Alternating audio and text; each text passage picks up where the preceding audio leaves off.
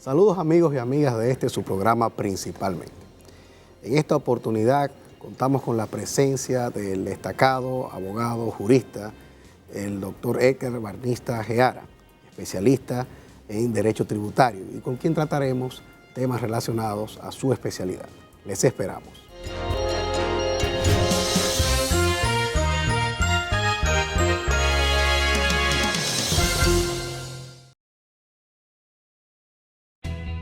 Desde el 1989, Seaboard se convierte en la primera generadora privada de energía de República Dominicana. En el 2012, reemplaza sus unidades de generación por la unidad Estrella del Mar 2, que opera con gas natural como combustible, armonizando con el medio ambiente y poniéndose a la vanguardia en la producción de energía limpia. Seaboard, comprometidos con la satisfacción de sus clientes, el desarrollo nacional y el medio ambiente.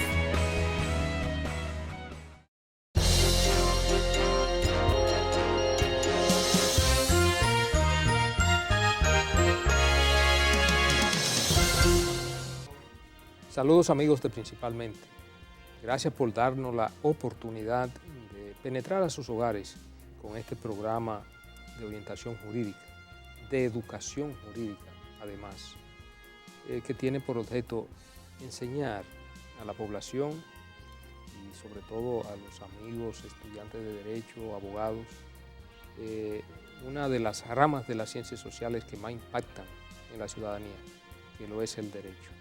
Hoy principalmente cuenta con la presencia de uno de los juristas más destacados de este país en una materia que no mucha gente se perfilan y estudian la misma con la profundidad con que él lo ha hecho, con una vasta experiencia en el ejercicio profesional, pero también con un ejercicio académico. Y también hay que decir que es uno de los pocos juristas que más ha escrito sobre la materia de su especialidad, que se trata del derecho tributario.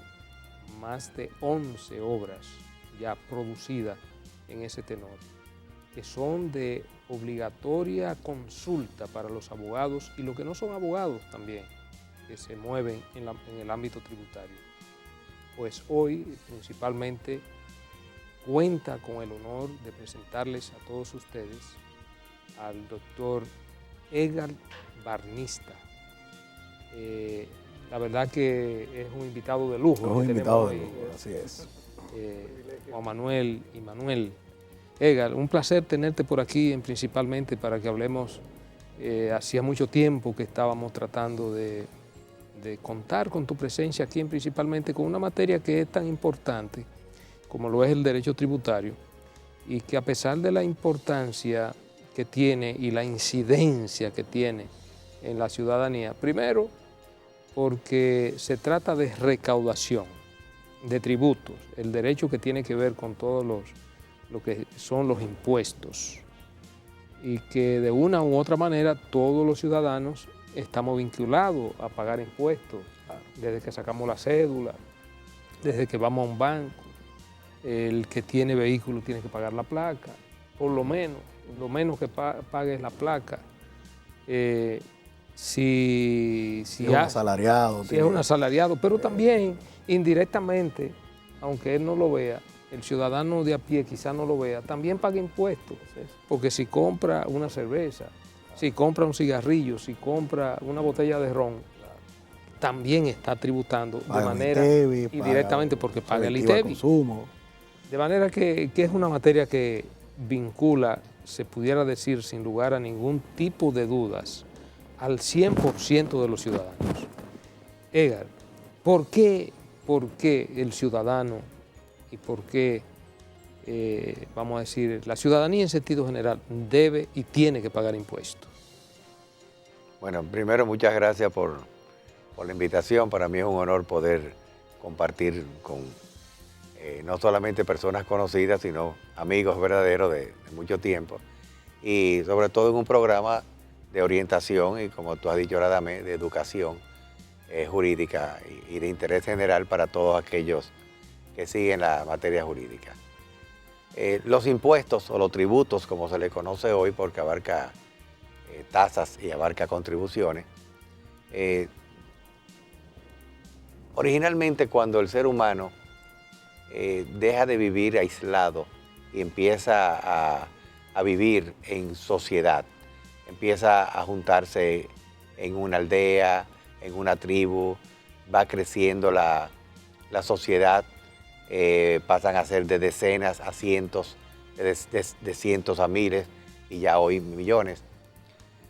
Va sintiendo la necesidad de tener que colaborar con la sociedad con la cual convive, porque necesariamente tiene que protegerse de los ataques del exterior, de otras aldeas o tribus, tiene la necesidad de contribuir con un orden interno, como es en este caso una policía que rija o que regule el buen ordenamiento interno, ve la necesidad de que tiene que construir calles, construir hospitales, construir escuelas, etc. Solamente vamos a tomar como un ejemplo el tiempo o la distancia que transcurre desde que uno sale de su casa hasta que uno llega a su trabajo.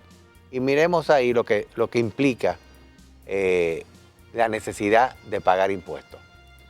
Desde que uno se monta en su carro, va a salir y encuentra una calle. Pero esa calle tiene que ser hecha por un gobierno. Y el gobierno necesita dinero para hacer esa calle. ¿De dónde busca el gobierno el dinero? Bueno, o lo puede buscar con empresas que el propio Estado cree, como ustedes recuerdan que nosotros teníamos CORDE antes, Corporación de Empresas Estatales. Hay empresas hoy estatales que le pueden dejar beneficios. En otras palabras, el Estado se convertiría en un Estado empresario.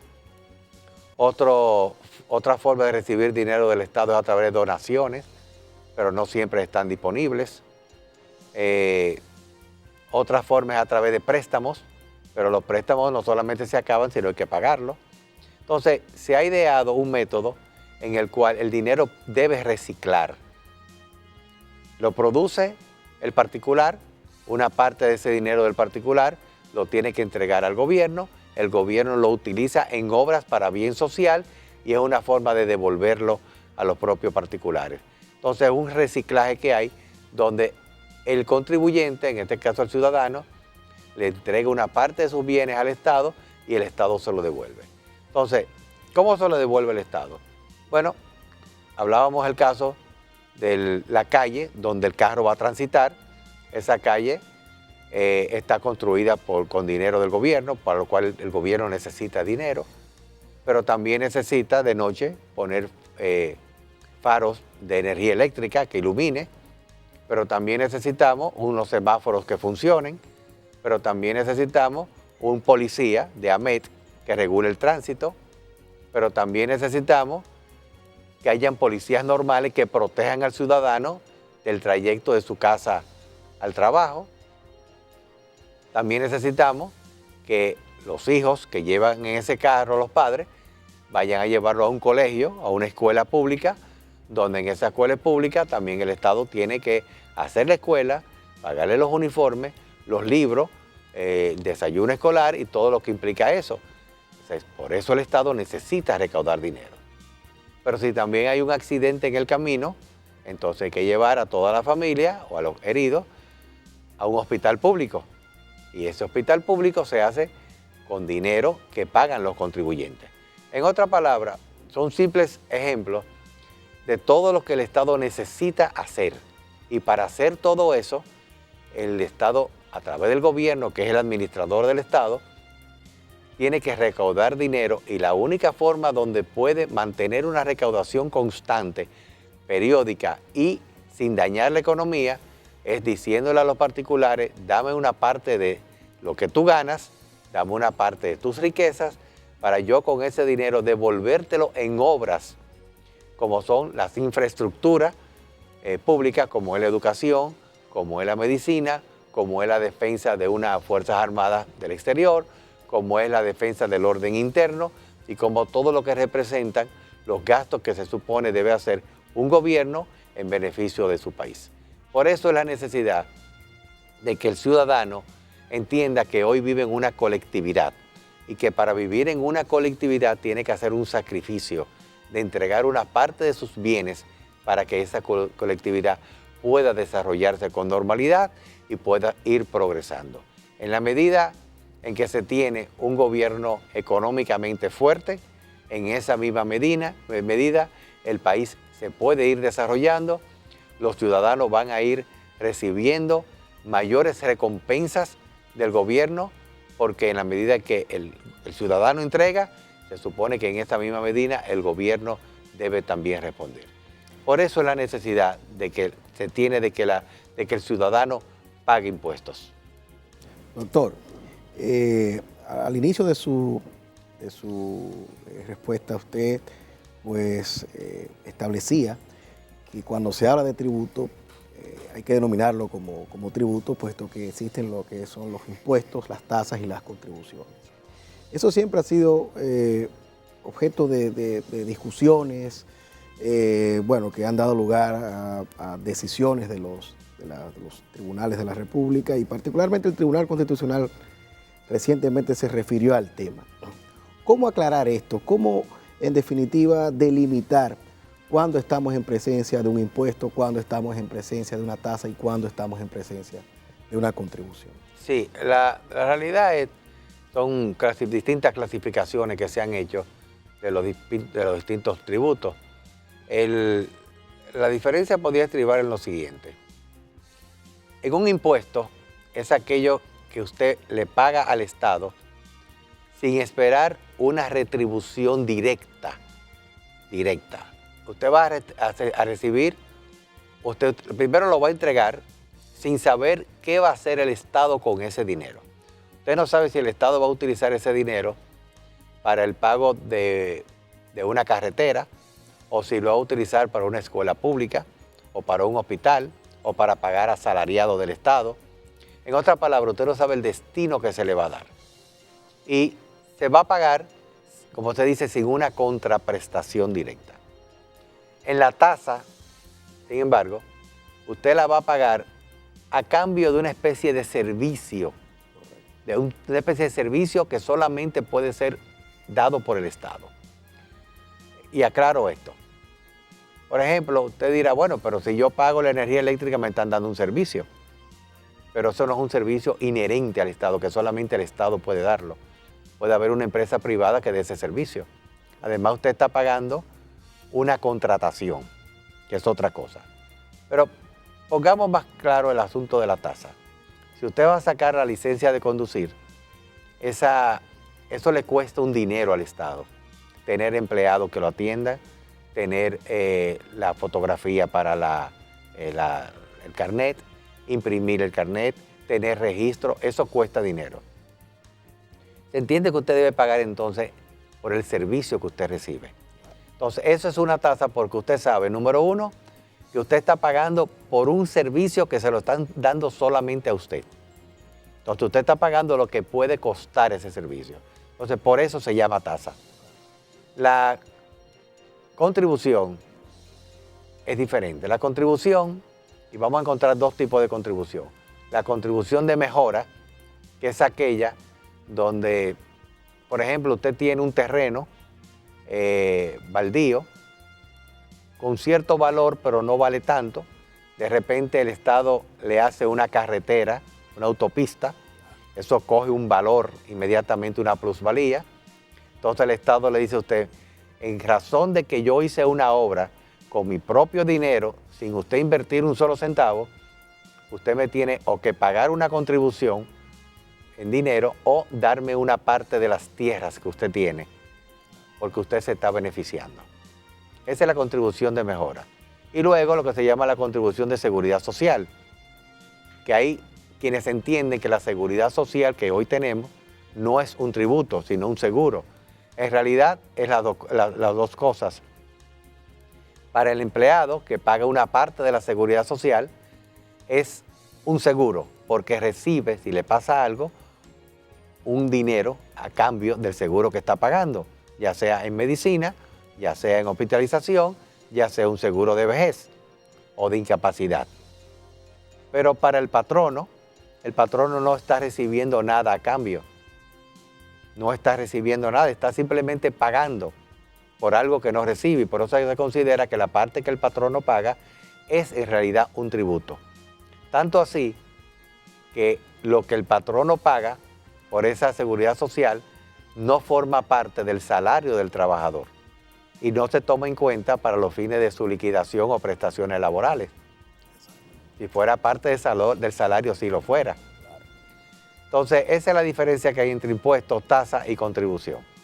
La Constitución Dominicana cometió un pequeño error en su artículo 93 y habla, al hablar de la tributación, habla de que corresponde al Congreso Nacional establecer los impuestos, los tributos, sin darse cuenta que los impuestos forman parte de los tributos. Sí, Edgar, sin dudas que a partir de la ley 1307 del 2007 hubo una verdadera expansión de todos los contenciosos. El contencioso medioambiental, el contencioso administrativo general, el contencioso de lo monetario y financiero. Sin embargo, el contencioso tributario ya desde 1992 tenía un tribunal. El hecho de que la ley 1307 apostara por la judicialización de todos los contenciosos y de alguna manera refrendara la tendencia hacia judicializar también el contencioso tributario, benefició a la materia tributaria de modo importante, así como lo hizo al extraer de la Cámara de Cuentas el resto de los contenciosos. Vamos a ponerlo de la siguiente manera. Desde el 1947, que se creó la ley del Tribunal Superior Administrativo, que le dio en ese entonces, que era la ley 4027, le dio, no. 1494. 1494, perdón. La otra era de exoneraciones. Esta ley, 1494, le dio competencia para conocer de los asuntos administrativos en general a la Cámara de Cuentas. Y cuando hablábamos de administrativo en general, incluía la parte tributaria, porque se entendía que en ese momento lo tributario era parte de lo administrativo. Durante mucho tiempo, la Cámara de Cuentas conoció de todos los aspectos tributarios y de todos los aspectos administrativos. En el 1992, con la creación del Código Tributario, se separó y se creó el Tribunal Contencioso Tributario. Entonces se dijo, este Tribunal Contencioso Tributario solamente va a conocer de lo tributario, mientras que de los aspectos administrativos va a seguir conociéndolo la Cámara de Cuentas.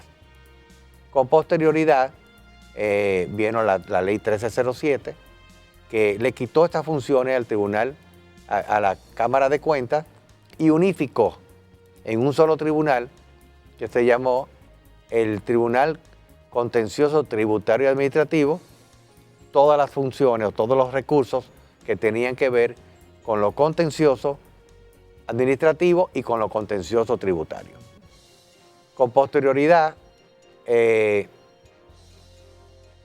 vino también la parte que se refirió a esa jurisdicción en lo financiero.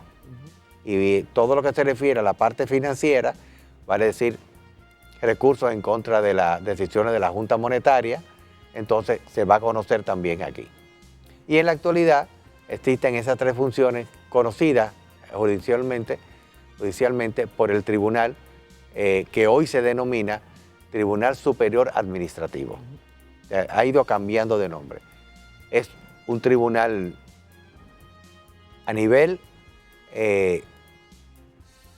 físico muy pequeño, pero a nivel de conocer muchas cosas, es tremenda la cantidad de competencia que tiene el titular y de casos que conoce. Tanto así que desde el momento en que conoce, por ejemplo, los recursos de amparo a nivel administrativo o a nivel tributario o a nivel financiero, cualquier simple tontería que implique hasta que me están cobrando demasiado la luz, la energía eléctrica, es llevada a ese tribunal. Que si a uno lo cancelaron de manera injusta y trabajaba en el Estado, es llevarlo ahí. Que si me violaron supuestamente mis derechos fundamentales, que tenga que ver naturalmente con las áreas administrativa o tributario financiero, va para ese tribunal. Entonces, es tanto lo que conoce el tribunal que o sea, no da abasto. No da abasto. El tribunal tiene que crecer mucho más. Apenas tiene 3 salas, el día entero tiene audiencia, están sumamente retrasados porque no tienen los recursos suficientes para crear más salas y está abarrotada de trabajo. Independientemente de esto, aquí hace falta la creación de mayores abogados, jueces, que tengan conocimiento sobre la materia tributaria. En la actualidad, gran parte de los jueces que conocen o que están designados como magistrados en este tribunal provienen no del área tributaria, provienen o del área penal, o del área laboral, o del área de tierras. Entonces, esta no es una materia que se aprende en 2 días. Entonces, podrán ser jueces muy competentes en esa área, pero apenas están empezando a trabajar y a conocer el área tributaria. Y uno dirá, bueno, pero se pueden asesorar, y de hecho lo hacen, con peritos que tiene el tribunal, que son expertos en materia tributaria. Pero no es lo mismo tener un contador que sepa de impuestos a un juez que al fin y al cabo va a tomar la decisión y que debe conocer esta materia. Entonces yo creo que se debe dar mucho más fuerza y mucho más recursos a este tribunal y a sus jueces. Edgar, pero también se plantea la posibilidad de que el Tribunal Contencioso Administrativo de primer grado haya una jurisdicción en cada distrito judicial, lo que haría mucho más asequible al ciudadano la posibilidad de acceder a la justicia en caso de que sienta que de una u otra manera sus derechos han sido conculcados por la administración. Esto no abriría más la posibilidad y descongestionaría, ¿verdad?, todo el cúmulo de trabajo con que cuenta ahora mismo el Tribunal Superior Administrativo. Esto facilitaría y haría más accesible la justicia al ciudadano, o esto complicaría aún más porque ya tú crearías 3 grados de jurisdicción aparte de los grados contenciosos internos. Cuando tú, por ejemplo, si hay algo tributario que tú tienes que ir a impuestos internos, recurre recurso de reconsideración. Exacto, recurso de consideración y recurso ya antes había jerárquico, que desapareció. Ya el jerárquico desapareció. Correcto. Sí, con la ley de rectificación tributaria. Exacto, ya va de rectificación, va directo al tribunal. Entonces, ¿esto facilitaría o entaponaría aún más el trabajo que tiene el Tribunal Contencioso Administrativo? Mira, yo lo veo como que eso puede ser un asunto bastante complicado, porque hay un choque de la realidad con la Constitución. La Constitución de la República exige la creación de los tribunales contenciosos de primer grado. O sea, es un mandato constitucional, por lo tanto hay que cumplirlo. Y va a tener una corte de apelación, que es el Tribunal Superior Administrativo. O sea, lo que hoy es un solo tribunal, que es el Tribunal Superior Administrativo, de acuerdo con la Constitución, debe haber un Tribunal Superior Administrativo como corte de apelación, pero también de primera instancia tienen que existir los contenciosos, el Tribunal Contencioso, que es el que se va a poner en las diferentes jurisdicciones del país. Ahora bien, ¿cuál es el problema que trae esto? Número 1, como hablábamos ahora, a nivel de la capacitación de esos jueces. O sea, ¿a quiénes se van a nombrar ahí? El área tributaria es un área prácticamente nueva, donde hay que capacitar jueces en estas áreas. Pero resulta que de acuerdo con la ley actual de la Escuela Nacional de la Magistratura o algo, Poder Judicial, algo, excúseme mi poco conocimiento en esta área, para uno ser juez tiene que tener una carrera. O sea, para uno ser juez de un tribunal de esto, tiene que pasar por haber sido juez de paz, juez de primera instancia o una corte de apelación. Entonces es que puede llevarse a un tribunal de esto. No puede cogerse, por ejemplo, un asesor.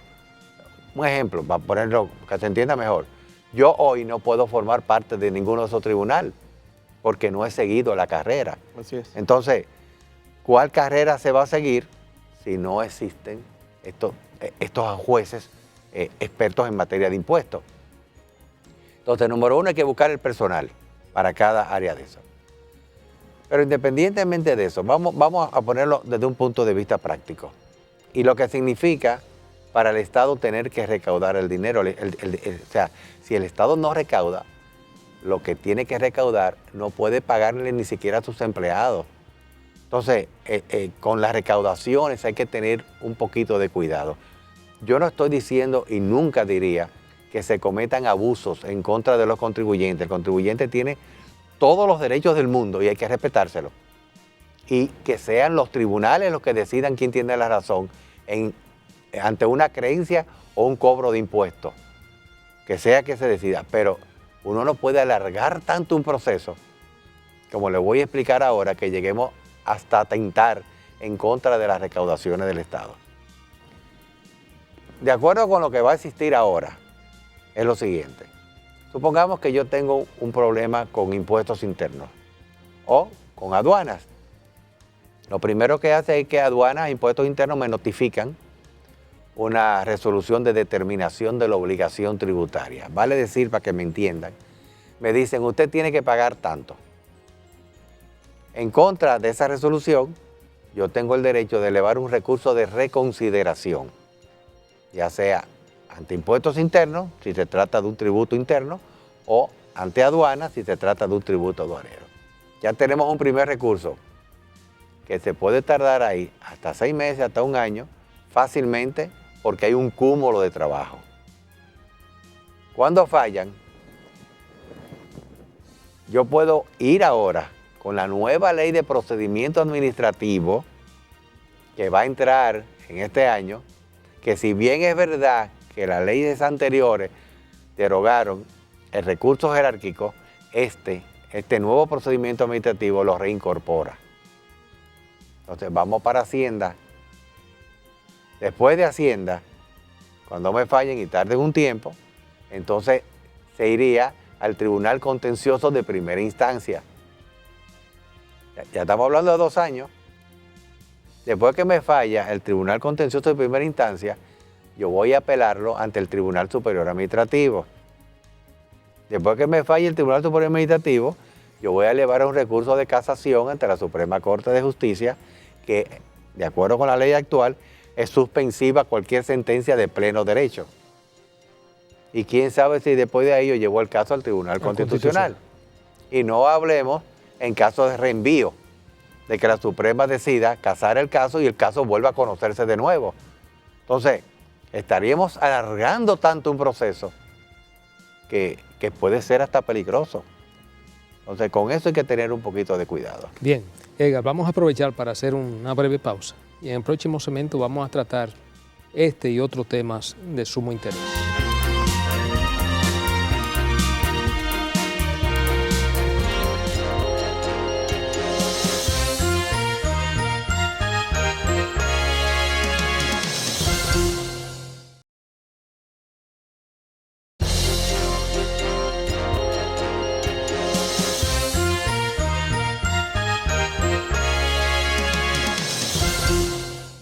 Seguimos, amigos, en Principalmente hoy con la grata presencia del doctor Edgar Barnista.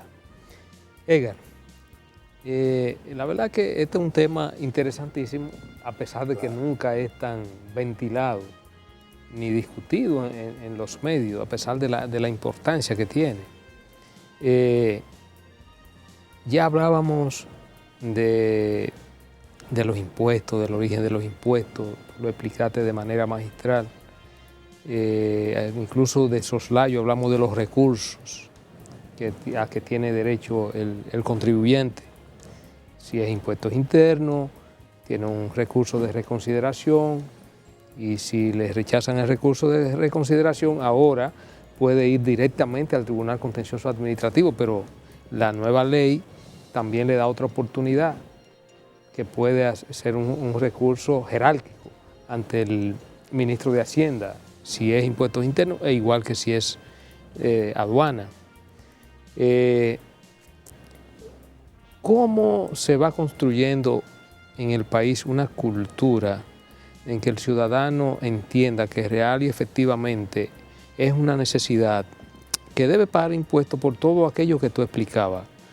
Que si hay una carretera, esa carretera se construye con recursos del Estado, a menos que ya no sea una concesión, pero que si es una concesión también hay que pagarla. El Estado tiene que pagarla, el contribuyente tiene que pagarla para caminar sobre ella. Que también si tú tienes un vehículo, ese vehículo paga un derecho de placa, que no sé cómo que se le considera ese impuesto. Es un impuesto por, se hablaba de un impuesto por transitar, el impuesto de la placa. De circulación. Un impuesto de circulación. Entonces, a todo lo largo de la historia de la humanidad, ciertamente el ciudadano, como tú lo explicabas magistralmente, con compromiso con la sociedad, con el Estado, se ve en la obligación de contribuir. Ahora, mucha gente dice, bueno, y se resiste a pagar impuestos, porque dice, es que a mí no se me retribuye lo que yo pago. A mí no se me... tengo deficiencia en los servicios de la luz, tengo deficiencia en el servicio del agua, tengo deficiencia, tengo la carretera, están llenas de hoyos. En fin, les achaca una serie de situaciones y de obligaciones del Estado para con el ciudadano que él entiende que no son satisfechas. Pero lo que sucede es que en estado pobre como el nuestro, y sobre todo en República Dominicana, República Dominicana es uno de los países de América Latina que tiene una de las presiones tributarias más bajas de América Latina, creo que de un 14% del Producto Interno Bruto. Entonces, lo que nos hace aún un estado más débil. Vemos que en los estados europeos y el propio estado norteamericano, la presión tributaria, en sentido general, anda por encima del 40%. En algunas naciones europeas está hasta el 52% del Producto Interno Bruto, la presión tributaria. ¿Qué debe hacer el Estado dominicano para crear conciencia frente a la ciudadanía de la necesidad de pagar impuestos? Bien, lo primero es que hay diferentes formas de pagar impuestos. Por ejemplo, cuando tú lo decías hace un rato, cuando alguien compra una cajetilla de cigarrillo, hay un impuesto a la producción del cigarrillo y automáticamente uno compra, lo está pagando. Cuando uno te toma una cerveza, está pagando un impuesto. Cuando uno compra una camisa, está pagando un ITEVIS. Estos son lo que se llaman impuestos indirectos o impuestos al consumo, que son pagados sin uno darse cuenta que está pagando. O sea que en términos general, de una manera u otra, prácticamente todo el mundo paga impuestos. Los asalariados, los patronos, como es lógico, les retienen el impuesto sobre la renta que tienen que pagar. Ahora bien, el problema de los impuestos lo podemos encontrar, vamos a dividirlo en tres áreas. Número uno, vamos a partir de la idea de la cultura de la evasión. A nadie le gusta pagar impuestos. Por eso se llama impuesto, porque se lo imponen. O sea, la gente no va con una velita de cumpleaños a decir, yo vengo a pagar mis impuestos. Yo soy un hombre tan consciente de la necesidad de pagar impuestos que me siento altamente feliz de pagar impuestos. Esto no existe. No existe. A la gente paga impuestos porque le quitan el impuesto. Seamos suizos, seamos europeos, norteamericanos, seamos de donde sea. Si en esos países a la gente no le imponen y no le cobran los impuestos de manera así, impuesta, de manera obligatoria, no pagaran impuestos. Eso no está en el ser humano como algo inherente al ser humano, pagar los impuestos. Los impuestos se pagan porque existen leyes que exigen pagar impuestos, leyes que se cumplen, leyes que si no se cumplen aplican sanciones y una administración tributaria capaz de exigirle impuestos a los particulares. Pero también una legislación que habla de la generalidad. La Constitución de la República establece claramente que todos tenemos que pagar impuestos. Ese es el principio de generalidad, todos. Pero aquí en este país tenemos muchas exenciones tributarias. Yo no pago impuestos porque yo soy fulano de tal y a mí hay que darme una exención. Entonces uno coge las diferentes leyes y uno dice, número uno, hay sectores que no pagan porque están acogidos a diferentes leyes. Hay personas que no pagan porque consiguen un contrato con el Estado para que ellos no paguen. Y hay personas que por su carácter político se benefician de exenciones tributarias. Vamos a hablar un poquito de los tres. Primero, sectorial. El turismo tiene exenciones. Hay exenciones para las empresas eléctricas que no pagan impuestos. Hay exenciones para cine. Ahora cualquiera hace una película y muy mala, por cierto, porque lamentablemente lo que se está produciendo es con interés de evadir el impuesto más que con interés de dar una película de categoría. ¿Verdad? Hay exenciones para imprentas y libros. Hay exenciones, o sea, para textiles. Uno coge la gran cantidad y dice, pero que aquí todo está exento. Entonces, una gran cantidad de sectores están exentos. Zona franca, zona fronteriza, zona de inversiones financieras. Enorme la cantidad. Pero también entendemos que hay políticos que no pagan impuestos. Por ejemplo, ¿cuál es la necesidad de que a los legisladores, que son los que tienen que dar el ejemplo, se les tenga que estar exonerando vehículos? No hay necesidad. Porque, en primer lugar, porque está prohibido por la propia Constitución. La Constitución dice que solamente se pueden dar exoneraciones de impuestos para fines de interés público o una determinada obra donde haya necesidad de atraer inversiones. No cumplen con ese requisito.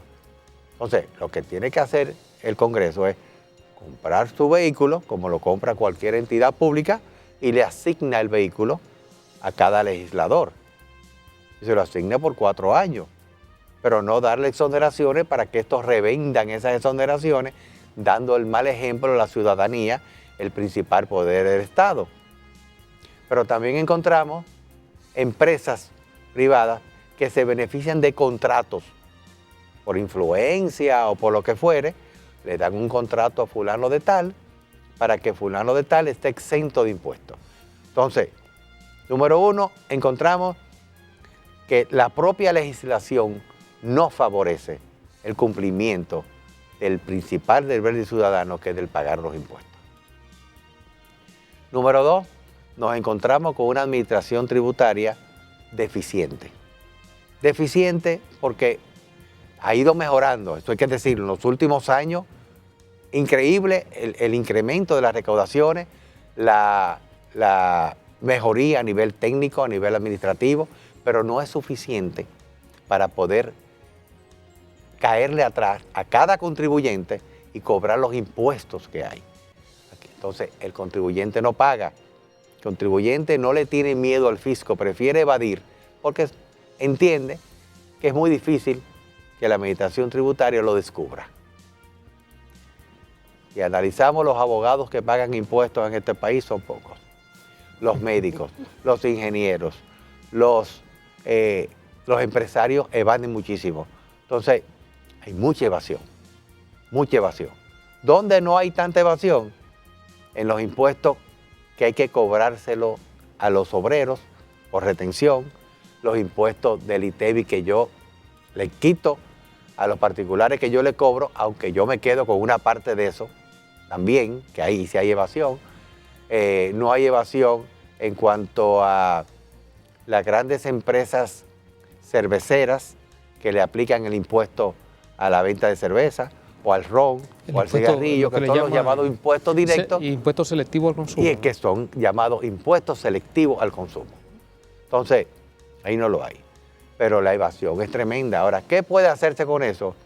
Bueno, mejorar las leyes, mejorar la administración tributaria Y yo siempre he abogado, desde hace ya muchos años, porque desde los colegios, desde las escuelas, se dé una cátedra de cumplimiento tributario, educación tributaria, que se le enseña al ciudadano desde pequeño, desde que tiene, vamos a decir, una parte de bachillerato, cierto conocimiento, de cuáles son los impuestos y por qué tienen que pagar impuestos. Algo parecido a esta conversación que tenemos aquí, donde el joven salga de un bachillerato con cierta preocupación de los impuestos y que por lo menos conozca los impuestos. Entienda que eso es un deber constitucional, pues la Constitución lo establece como un deber. Pero, doctor, ese código tributario está vigente del año 1992. Yo tuve, vamos a decir, el honor de participar en un momento en un equipo que coordinó la licenciada Fabiola Medina. Y se hizo un borrador, un anteproyecto para la reforma del Código Tributario, del título primero de ese Código Tributario. Es cierto que hay una, vamos a decir, una cierta polémica con relación a la visión que debe tener la codificación, ya sea de favorecer al Estado, a la administración como tal, en su función de recaudación de los tributos, o de dar más garantías a los contribuyentes. Y ahí uno puede ver visiones, por ejemplo, como la de ese código modelo de la OEA-BIT, que es de 1967, como que apuntaba más a las garantías al contribuyente. Había otro después, un modelo que era el del Centro de Administraciones Tributarias, el centro el CIAT, que fue también un modelo que se vio en ese momento y que era un poco más propenso a la administración. Se trató de buscar un equilibrio en aquel entonces, pero lo traigo esto a colación, sobre todo a propósito de lo que usted establece con relación a vamos a decir, la cantidad o la multiplicidad de recursos que en teoría pudiera tener el contribuyente y que en definitiva irían en contra en principio de la eficiencia en la recaudación. ¿Cuál es la opinión que tendría o la visión que tendría el profesor Barnista con relación a una eventual reforma tributaria de ese título primero? ¿Qué aspectos deberían abordarse? ¿Cuáles serían los principales puntos a modificar? Y en definitiva, ¿qué cree usted que cómo debe orientarse esa reforma, si más a favorecer a la administración, a los contribuyentes, o hacer una especie de equilibrio en ese sentido? Mira, lo primero que debo decir es que el código actual, Código Tributario, el título 1, que es lo que estamos hablando, que habla de los principios y normas generales y los procedimientos, no es malo. Puede hacerse alguna pequeña reforma en algunas cosas, pero no es malo. Con el debido respeto, para mí malo es el que hizo Fabiola y su grupo, porque es más una declaración de principios, que otra cosa.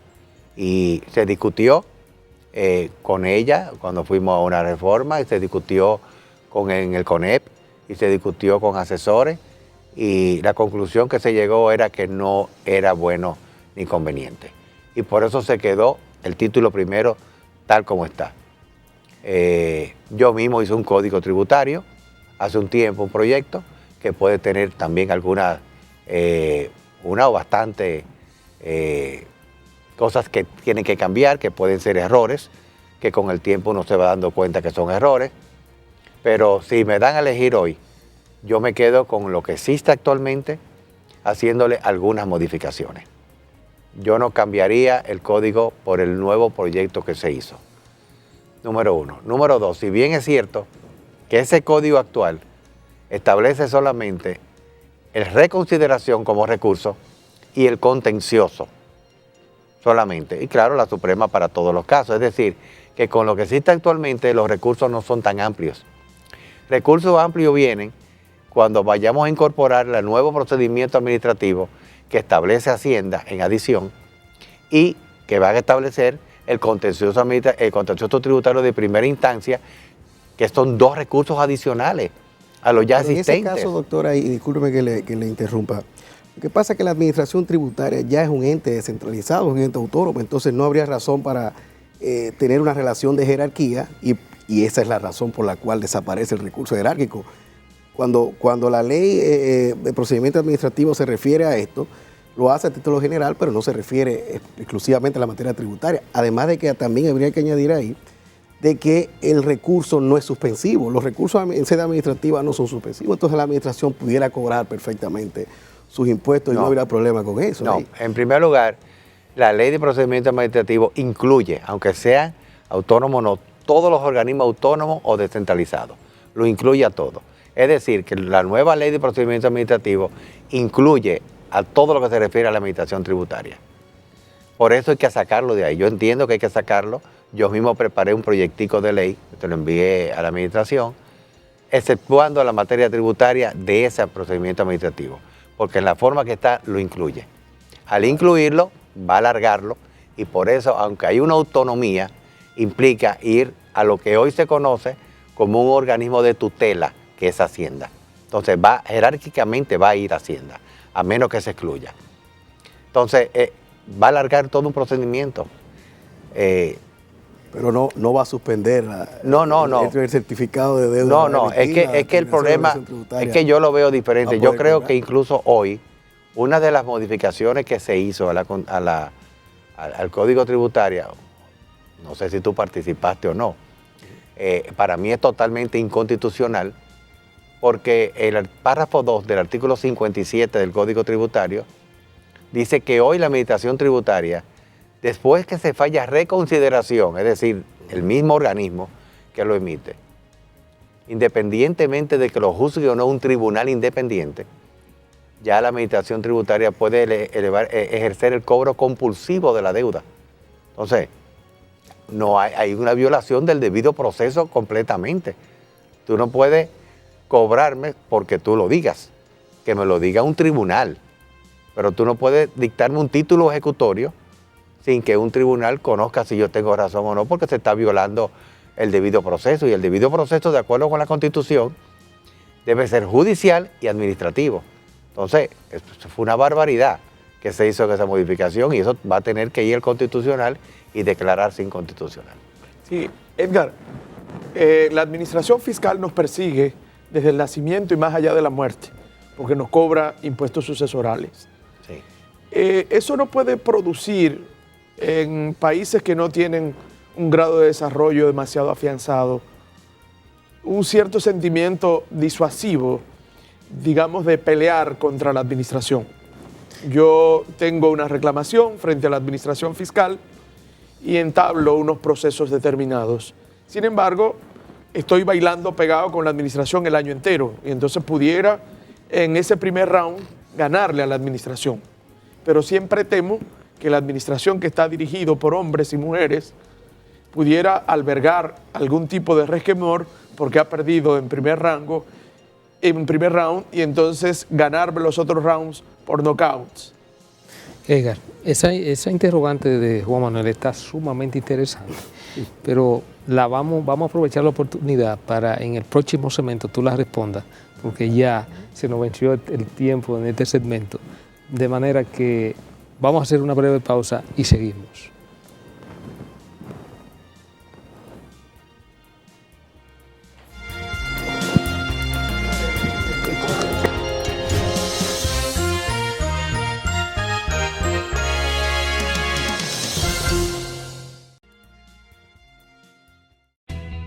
Desde el 1989, Seaboard se convierte en la primera generadora privada de energía de República Dominicana.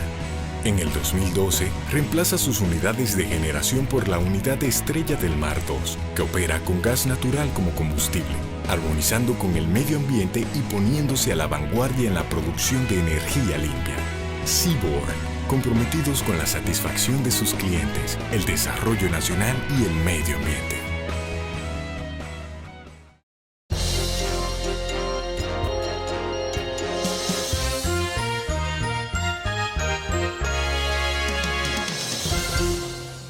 Seguimos amigos en Principalmente. Hoy con la presencia de nuestro querido amigo, el doctor Edgar Barnista.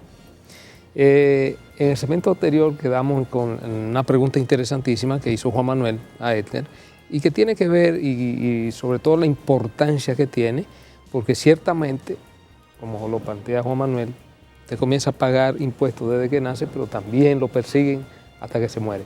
Juan Manuel. Sí, Edgar, en el segmento anterior te preguntábamos si no hay una cierta conducta disuasiva de pelear contra una administración que nos tiene tan cerca a lo largo de todo el año, que nos ha acompañado desde nuestro nacimiento y nos persigue más allá de la muerte con los impuestos sucesorales. Tu experiencia como abogado, el principal abogado tributarista de este país, sin lugar a dudas, diría yo que de todos los tiempos, y con ello no peco del afecto que tú sabes que te profeso.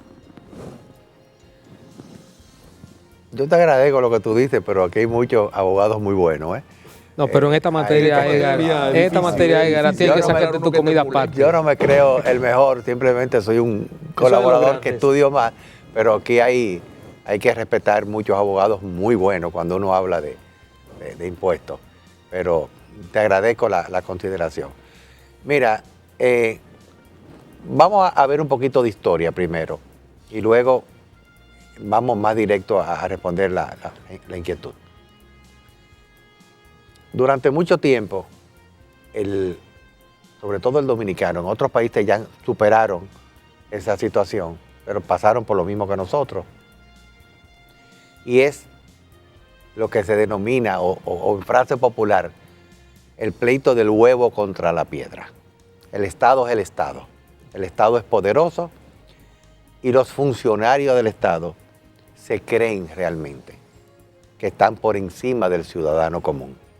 No sé si a veces es una aureola que se le monta, pero cuando nombran a alguien funcionario, un jipetón grande. Se creen de verdad. O sea, no van, la mayoría, no es que no haya funcionarios de otro nivel. Radamés es un ejemplo de gente como de este. Exactamente, siempre lo ha sido. Siempre lo ha sido. Y si yo estoy en este programa es porque, a mí me consta. Porque si no, yo no viniera donde gente prepotente ni gente que se creen, tú sabes. Pero lo normal, porque tendemos como ser humano a ser así, a ver las cosas cuando llegamos desde arriba. Entonces, eso hace que los funcionarios se crean que son superiores. Y como mucha gente va a pedirle favores a esto, a lo otro, se le va creando ese engreído, ese engreimiento, esa forma, que si uno como ser humano no sabe manejar eso, entonces puede cometer hasta errores de embriagarse en el cargo. Entonces, vamos a encontrar este pleito del huevo contra la piedra, pero al mismo tiempo de este engreimiento del funcionario, a través de la historia nos vamos a encontrar con leyes que apoyan esa conducta de que el Estado es superior. El Estado es inembargable, el Estado hasta hace poco tiempo que fue declarado inconstitucional, no solamente por la Suprema, sino también por el Tribunal Constitucional. Uno no podía acudir a un tribunal independiente sin antes pagar los impuestos que se le requerían. Por ejemplo, si un funcionario de la DGI me decía a mí que yo tengo que pagar $1 millón de pesos, para yo poder defenderme de eso ante el tribunal, yo tenía que pagarlo primero. Es lo que se conocía como el solve repet. Entonces, la gente no sabía qué hacer, era un abuso. Eso era un abuso. Entonces, todo eso fue creando la idea de que con el Estado no peleé. Entonces, tú tienes razón cuando tú dices que la gente le tiene un poco de miedo a pelear con el Estado. Hoy las cosas son diferentes, pero no completamente. ¿En qué sentido? Hoy tú puedes acudir al tribunal sin pagar. Hoy existe más claro la figura del recurso de amparo. Hoy existe en la Constitución de la República, creo que el artículo 148 o algo parecido, que tú puedes demandar a un funcionario público porque civilmente son responsables si te causan un daño. O sea, hoy la figura del funcionario público tiene que tener cuidado el funcionario, porque si mete la pata, y no solamente hablamos de corrupción, sino si mete la pata perjudicando a un contribuyente, ese contribuyente lo puede demandar personalmente. Hoy existe las 30 para obligar a los funcionarios a cumplir con la ley. Hoy existe la ley de procedimientos constitucionales para obligar al cumplimiento de leyes en contra de los funcionarios que cumplan con las leyes. O sea, las cosas han ido mejorando, pero todavía hay jueces que piensan que el Estado es un Estado fascista y no un Estado de derecho, donde entienden que el Estado está por encima del contribuyente. Y a mí me ha tocado vivir y sentir eso, donde yo trabajo para el Estado como juez y por lo tanto el Estado es el Estado y el contribuyente está para pagar impuestos aunque tenga la razón. Entonces, en muchos casos yo me he visto compelido a llegar a acuerdos con la DGI y decirle a mi contribuyente, a mi defensor, paga, no pelee. Mencionaba ahorita el caso del artículo 57, párrafo 2. O sea, hoy te notifican que tú tienes que pagar $1 millón de pesos. Tú dices, pero yo tengo la razón, yo no tengo que pagar nada. Elevas un recurso de reconsideración. ¿Ante quién lo elevas? Ante el mismo que te está requiriendo el pago del $1 millón. No es ante un tribunal independiente, diciéndole, mira, por favor, revise el caso, que yo creo que yo no te debo ese $1 millón. Y tú dices, reitero que lo debe. Pero tú eres un organismo recaudador. Tú no eres imparcial. Tú tienes un interés en recaudar. O sea, y yo tengo que aceptar lo que tú dices. Cuando yo voy y salgo de la reconsideración para yo ir a un tribunal, en este caso imparcial, como supuestamente lo sería el tribunal contencioso, entonces ahí se metió una disposición, en la cual te dije que yo estoy totalmente en contra, que dice que ya la administración tributaria tiene el derecho de hacer el cobro compulsivo. Entonces, pero ¿cómo tú me vas a cobrar compulsivamente? Porque tú lo dices. Es una barbaridad. Entonces, ese cobro compulsivo implica embargo de todas tus cuentas. Entonces, es una situación de impago. Te están obligando a tú tener que llegar a pagar casi por obligación, porque en lo que se conoce tu recurso, o tú solicitas una medida cautelar, te toma tiempo y mientras tanto tú estás embargado. Entonces, esa es la razón por la cual tú tienes toda la razón de que todavía hoy se tiene, con todas las leyes que hay, con todos los avances que hay, se tiene un poco de miedo a litigar en contra del Estado.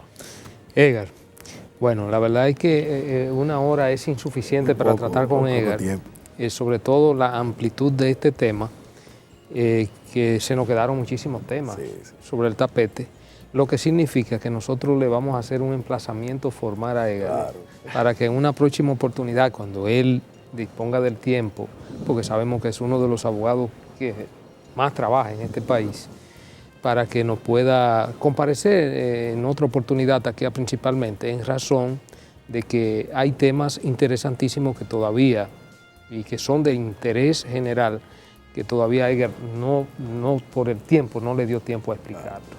Excelente. Edgar, gracias por la oportunidad, Edgar. Con mucho gusto, siempre a la orden. Y gracias a todos.